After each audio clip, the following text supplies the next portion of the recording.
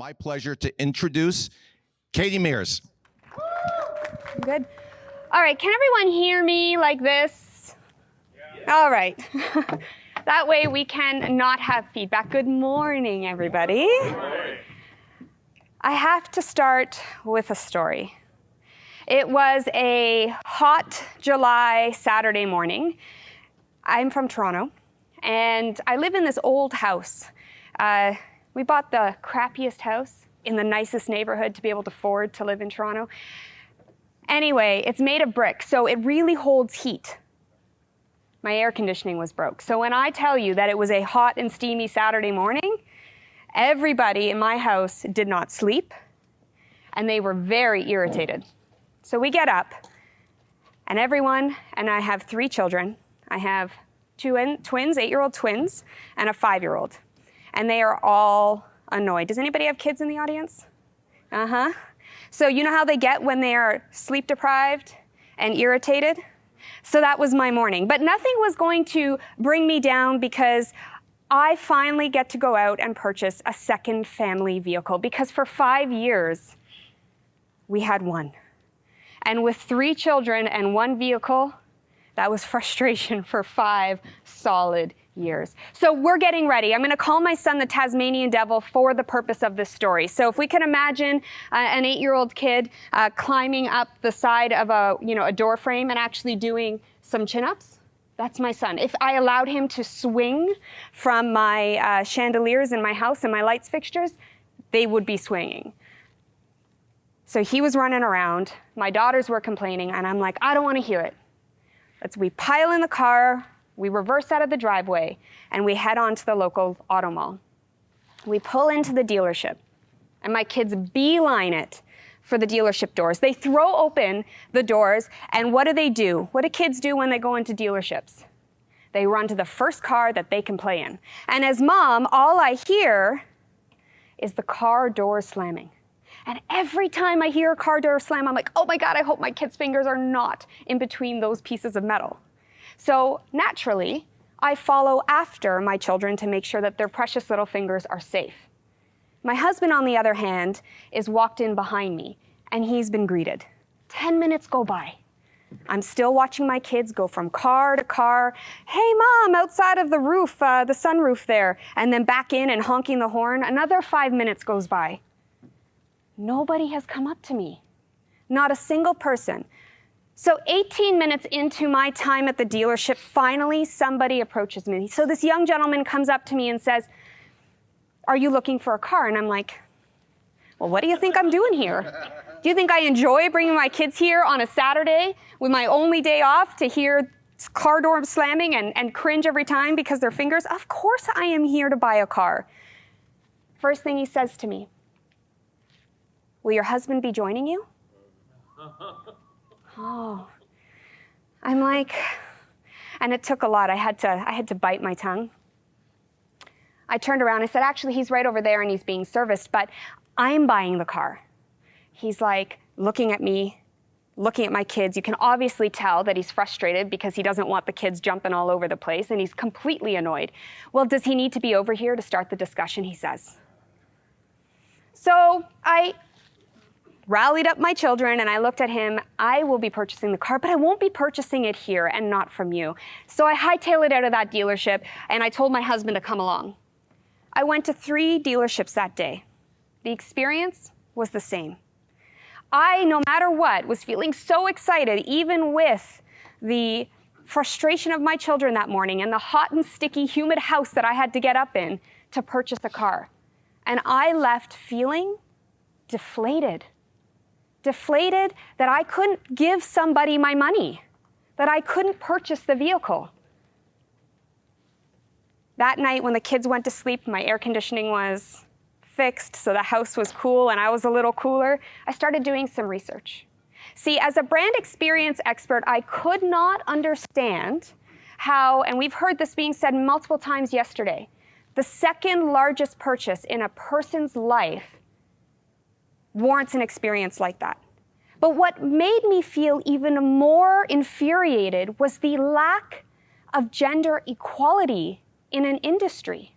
I mean, We are in the year 2018. And why is it that I am not allowed to purchase a car and I need my husband's permission? So I kept digging and digging. And that's actually what got me into automotive.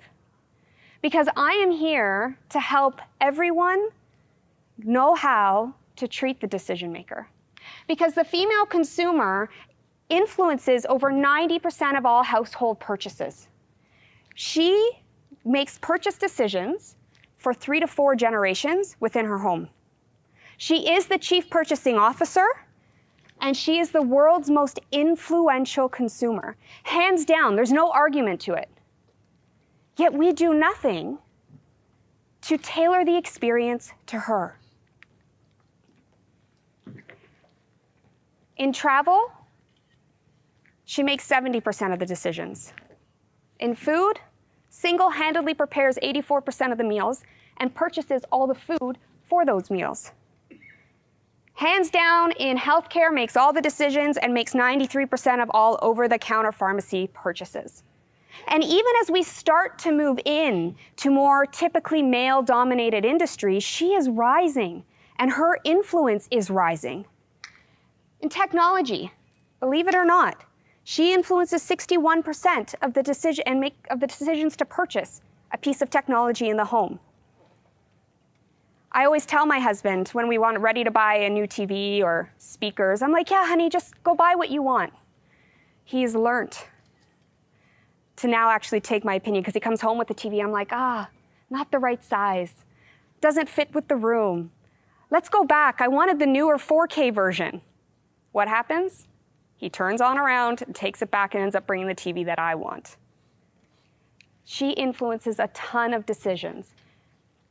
Even in sports, she accounts for almost half of the fans. And who do you think's purchasing all of the sports memorabilia? The female. Finance, 93%. She is opening more businesses, contributing to the world $1.4 trillion through female-run businesses. And in automotive, a typically male-dominated industry, she is purchasing more cars than men are. Yet we're stuck in the dinosaur age and we don't know how to treat her. And when she's not purchasing a car, she's got 85% influence when her husband is. But here's the kicker. 85% of the world's executives are still men. And in the automotive industry, that number is even higher. Only 3% of creative directors are female. 3%. So what's happening here? The car shopping experience is being designed by men, delivered by men for men.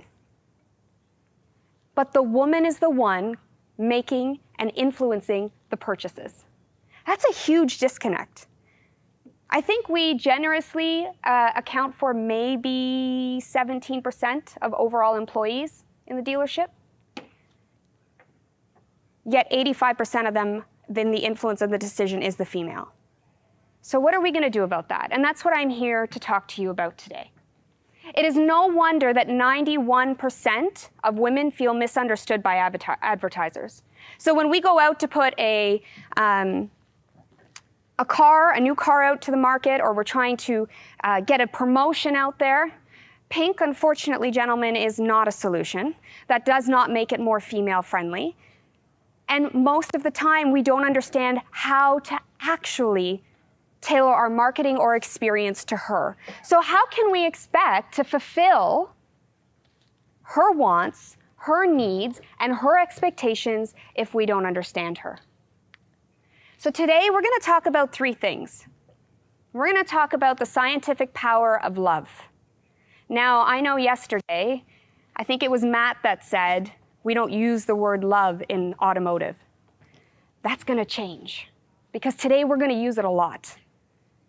We're also going to talk about 2 major physiological differences between men and women.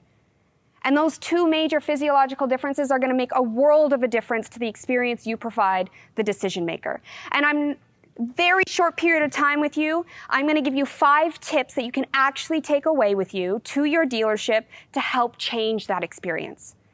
So let's get going.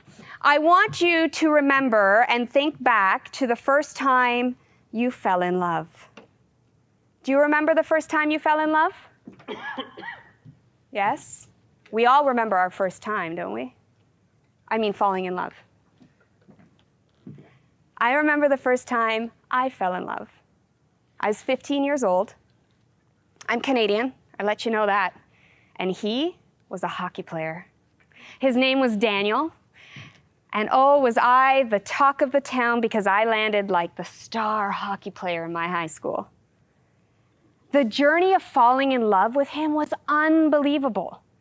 Butterflies in your stomach, sweaty palms, hair standing on end, anxiousness, a little nervousness. Those are all the different emotions that happen when you're falling. And then came the day that he said those 3 little words.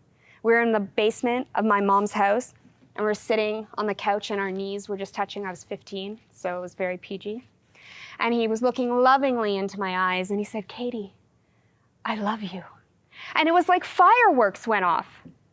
But what I soon realized after falling out of love with him, because he ended up cheating on me with some sort of puck bunny in Quebec somewhere down the road, what I realized, it was the falling and it was the journey that really stuck with me. It was all that excitement and anticipation and those butterflies in your stomach that made the memory of that journey be fantastic. All of the emotions and the hormones that you feel when you're falling in love are the same emotions and hormones that a female consumer has when she's journeying through your dealership. It is not the purchase. The purchase is the what. It is the journey along the way and the experience. It is the release of dopamine, those little hits of dopamine that make her excited to come back, that give her the butterflies. It is the serotonin that gives her those happy boosts that lead to trust, and it's the oxytocin. That is the #1 hormone. If you can hit on oxytocin with a female consumer, that's the bonding hormone. That's where you start to create a relationship with the female consumer. And when you create a relationship, you move into trust. And when you have trust, you move into a purchase, which then leads to loyalty. Carl Sewell says the customer's value, the lifetime value of a customer is $517,000. Every time you let a female walk out of your dealership, not only do you have $500,000 walking with her, but all her referrals and all her friends and family members, they're going out that door too. I need you to remember that it is the same feelings, the same reactions as shopping as it is falling in love. And we all nodded our head when we said we remember the first time we fell in love, right? Man or woman? So you know the feelings. You know those little bits of excitement and that anticipation. So I know that you know how to deliver on an experience because you have felt these feelings. But here's the secret. The secret to the female consumer. It's about the chase. It's about the journey. It is less about the actual purchase. Everyone who comes into your dealership already knows what car they want to buy. They know the trim level. They know the features. They know the benefits. The only thing that they're coming in to do is to have an experience, or else they wouldn't be walking through your door. So give them a journey that lasts. Research shows that we experience about 20,000 moments in a day, and our day is dictated based off of our good experiences, our bad experiences, and our neutral experiences. Our neutral ones get thrown out, and our day is good or bad based off the number of good and bad experiences we have. Unfortunately, for the automotive industry, we heard this yesterday as well, the stigma is not great. So these women who are walking into your dealership actually expect to have a pretty poor experience, which I think is kind of brilliant. Because what cool position you're in. You don't have to change too much to knock the socks off of your female consumer because she's already coming in with a poor thought in mind.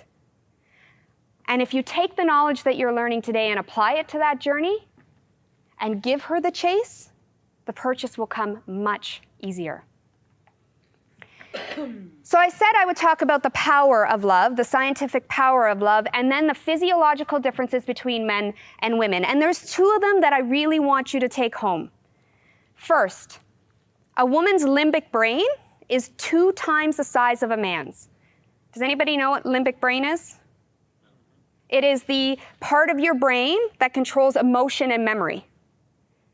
So if you wonder why your wife remembers a fight from 5 years ago in large and specific details, it's because she's built that way. She's built to remember it. If you wonder why a female consumer will walk out because she doesn't like the way she's treated and never return, and then tell all of her friends about it in specific detail, it's because she's built that way. And why a woman needs to fall in love with you and your brand is because emotions are important to her.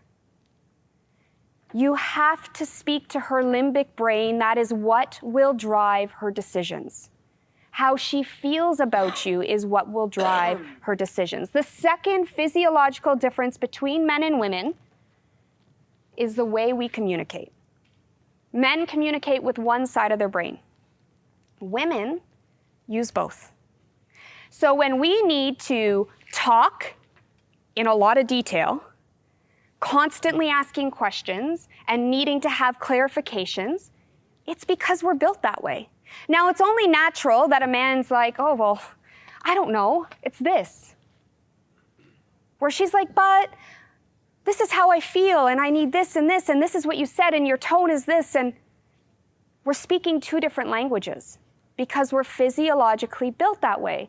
But now knowing that we are built this way, take a moment and pause. When you're communicating with the female consumer, actively listen to her. Let her go through her talk because that's the way she needs, that's the way she's built, and that's the way she needs to communicate. She needs to have that conversation. Put the one-sided communication out the door and focus on communicating in a 2-way street. That'll go far. Those are the 2 physiological differences you need to know. Women want a relationship with your sales associate. That is because their limbic brain is 2 times the size and they communicate with both sides of their brain. They want to create that relationship, whereas a man, they'd rather come in and come out, get it done, and have the transaction being over with. It is no wonder that our CSI journey has been created the way it's been created. It's very transactional. There's no room for interaction. There's no room for relationship. But your female consumer wants a relationship. And I hate to break it to you, but that is the only thing you need to do. They already know what car. We've talked about this. It's been said yesterday. They're doing all their research online. The only thing you need to do is to create a relationship with them. What we have is a transactional experience as it stands today. I was at Digital Dealer 24 and I watched a panel, The Future of Automotive. Brilliant gentlemen, not a single female up on stage, but brilliant gentlemen. And they talked about moving out of the dinosaur age. And this transactional experience is the dinosaur age. We're all human. We all have emotions. Why is it so hard to create that relationship? We need to move from transaction into interaction in order to actually speak and live up to the expectations of our female consumers. So I went and I decided to do a little bit of an independent study to really bring forward how to tailor the brand experience. So 1, I surveyed women who purchased a car 1 to 2 years ago. The results were not so staggering, but the ones I'm going to share with you are pretty awesome because it's really eye-opening. 87% of them shopped with a man. Why is that? They don't feel comfortable coming into your dealerships by themselves. 88% of them said the sales associate Address the man and not the female, which is my experience. So that wasn't so staggering. But this number is staggering. 100% of the women that said they shopped with a man said the man was greeted first. 100%. If you take nothing away from my first 10 minutes of my talk, and you take nothing away from the last 10 minutes of my talk, take this away. You want to change the experience in your dealership? Just say hello. It's that simple. We talk about the stigma of the automotive industry and how we can only go up. This is the first place to start. Hello is a customer's favorite pickup line. Just say hi. And if you don't want to say hi just to her first, say hi to both of them equally. Make her feel part of the decision. That will set the tone for the entire journey that she's going to have with you. Whether or not she puts walls up or she remains open to allow you to sell her the vehicle and create a relationship. Here's another one. 69% of the respondents said that the sales associate didn't take time to get to know the female consumer. The same 59% said, I don't trust him. Relationships equal trust. You are never going to get to a point where the female or any consumer trusts you. And we know that nobody trusts us in automotive, right? We know that transparency and lack of communication is very prevalent in the industry.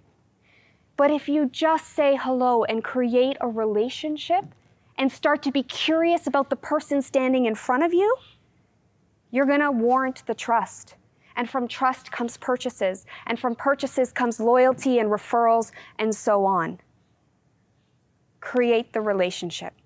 Okay, so I promised you 5 tips, and I'm going to go through these pretty fast because I don't have much time. However, I do want you to feel very open to emailing me, calling me, and if you ever need anything and you want to unpack any of these tips a little bit more, don't hesitate to reach out. I'm happy to do that. First, understand the decision maker. We talked about at the beginning that 91% of women feel misunderstood by advertisers and marketers. Well, how can we give her an experience if we don't understand her? So one thing about the female you want to really understand is she wants to be known as a woman first and a consumer second. You have to get to know her as a person. And unfortunately, in today's day and age is not something we can go by. Women are getting married in their 40s now. They're having babies into their mid-40s. So no longer can a 25 or 30-year-old be walking in and you're like, she's married and she's got kids and that's the age demographic. You need to look at her life stage because we're moving through our life at different times and different ages. So get to know her. When you're right standing in front of her, try to depict what she's doing at that point in her life. Is she single? What are her needs going to look like as she's single? Is she married? Is she moving into having babies? Does she have that first child? Are her kids going to school and she's running around like a mad woman as a taxi driver? What does her life look like and how can you make her life easier? So to understand the decision maker, you want to take a look at her life stages. The second thing you want to do is journey through her eyes. You want to flip the lens. A really great exercise to do with your team members in the dealership is to actually take all your female employees and take them through a journey through the car shopping experience and get them to point out what they would like to see. Not only are you going to make the experience better for the female consumer, but you're going to start to change the culture in your dealership. And if you implement these suggestions, your female employees will be happier. And if they're happier, we might be able to bring on more female employees, which will help close that gap and make other female customers feel comfortable visiting. If they don't want to work for you, why would they want to shop for you? So use your female employees and use their opinions because they already know what a female wants and needs. Who's familiar with the golden rule? Yeah? Treat others the way you want to be treated? Well, there's a new rule in town, and that is the platinum rule. Other than the fact that platinum is way better than gold, gentlemen, if you're ever wanting to buy a piece of jewelry for your wife or your girlfriend, you want to go platinum. But it is this: treat others the way they need or want to be treated. See, we are in the customer perception business. Frank talked a lot about this yesterday. Perception is reality. And what we think is a good experience, that 85% of the executives who are designing the experience, is not necessarily the same feeling the female consumer is going to have when she's inside your dealership. So you need to journey through her eyes. Does anybody want to come up here and do a quick little game with me? Anybody brave enough to come up here? Or come up? Awesome. Bring your phone. Thank you. Come on up. I'm going to give her a round of applause because she has no idea what she's going to do. All right, so I'm going to hold your phone if that's okay. And I would like for you to describe what you see. Just describe the phone. A tool. Okay. What does it look like? Rectangular. Yep. Sleek. Mm-hmm.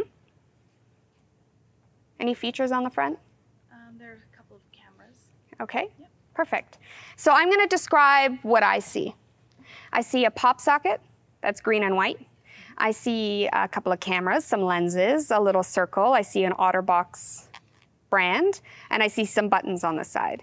Do you see what I see? No, because I only see the front. We're looking at the exact same object at the exact same time, but we see two totally different things. If we were to flip the lens or put ourselves in our customer's shoes, if we were to journey through her eyes, then would you see what I saw? Yes. Awesome. Thank you so much for coming up. Give her a round of applause. That is a great little exercise to do with your team when you get back. Flip the lens. It's really simple because they'll have a very much of an aha moment.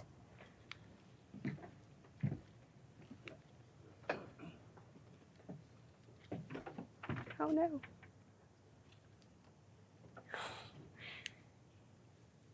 And There we go.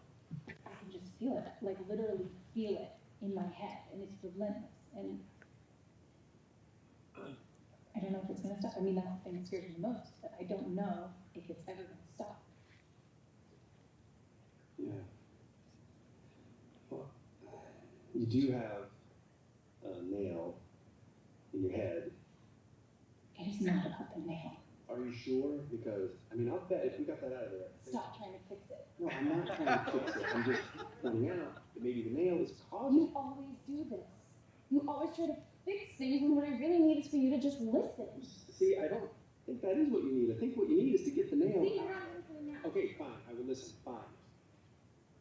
It's just, sometimes it's like, there's this achy. I don't know what it is. And I'm not sleeping very well at all. And all my sweaters are snagged. I mean, all of them.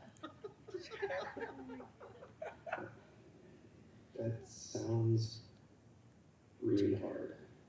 It is. Thank you. Ow! Just don't. It's not about the nail. We need to journey through her eyes to be able to truly understand what she needs and wants. So third tip here is to create real relationships. And I use the word real with purpose because a woman can and will smell ingenuosity and ingenuality from a mile away. She can tell whether or not you are being genuine. So important. Remember, relationships equal trust. So through my research, I have created a checklist for you gentlemen. We're really great at checking off the features and benefits that we need to describe when we're delivering a new vehicle. We're really good at making sure that we do everything we need to do from a transactional perspective. So I thought a list might really help to flip the lens and create real relationships. So here we go. 1, you want to show compassion and empathy always. 2nd, reveal vulnerabilities. And I don't mean her vulnerabilities, because she's going to do that all on her own. Remember, we communicate with both sides of our brain, and we love to talk. Reveal your vulnerabilities. If she's talking about Johnny needing to go to soccer and hockey and Ella needing to go to ballet and gymnastics, and you have a similar struggle with your kids, share that. That will make you more human. Show a little bit of vulnerability. The third, engage genuinely.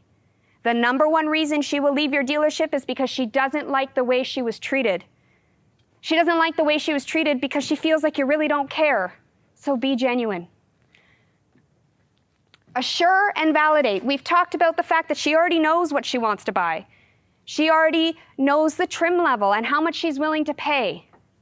But she's got some questions, or else she wouldn't have come in. So assure and validate her on everything she has to say. It'll make her feel more confident and more comfortable being in the dealership with you. Take your time. The number one excuse I get as a customer experience consultant, but when I also talk about the female perspectives, well, I don't have time. Well, try telling your customer that they're not a priority. Because when things are a priority, we make time for them. So please take your time in creating these relationships. And last but not least, evolve the relationship. Create those connections outside of her being in your dealership. If she tells you that Johnny had a soccer tournament, follow up a week later and say, hey, how was Johnny's soccer tournament? Create those connections, continuously evolve it. Remember, she's the decision maker for 3 to 4 generations in her home. If she likes you and she's falling in love with you, so will her entire family. And when her kid's ready for their first car, guess where they're coming? Evolve the relationship over time. Follow these steps and you will instantly create connection with your female consumer. The fourth tip I'm going to give you is to train for EQ. So if we've got any managers in here, this is extremely important. EQ doesn't always come naturally. You might be wondering what EQ is, emotional intelligence. It's when you marry IQ and EQ together that you get true customer engagement.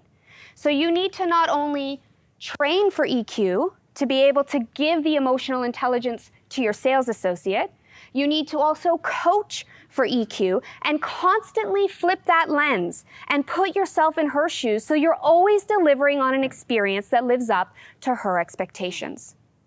Now, the last and final tip I'm going to give you today to tailor your brand experience to the decision maker is consistency. Every customer, every time. That needs to be your mantra. Every customer, every time. Disney is so great because they're consistent. Starbucks is so great because it doesn't matter where I go in the world, they're consistent. I even went out today, this morning at 6 a.m. by myself to find a Starbucks. I don't know that it was the smartest thing to do because I was the only female on the streets, but I knew I was going to get a consistent coffee. Consistency is key. It's what's going to separate your dealership from the dealership down the street. Because what happens when you're not consistent? Disappointment comes over. And disappointment is purely somebody's expectations not being lived up to. So if they expect something great, deliver on something great. But again, I said we're in a really cool spot because customers don't expect much from us. So there's only up to go. And if you're consistently greeting her 100% of the time, and you're consistently creating a connection, and you're consistently taking your team through a journey through her eyes, she will fall in love. Now I need you to remember those feelings, the butterflies in your stomach, the sweaty palms, the nervousness, the anxiousness, the anticipation, because that is what she needs to feel every time she journeys in your dealership. Thank you so much. How good was that? Come on. That was fantastic. Thank you.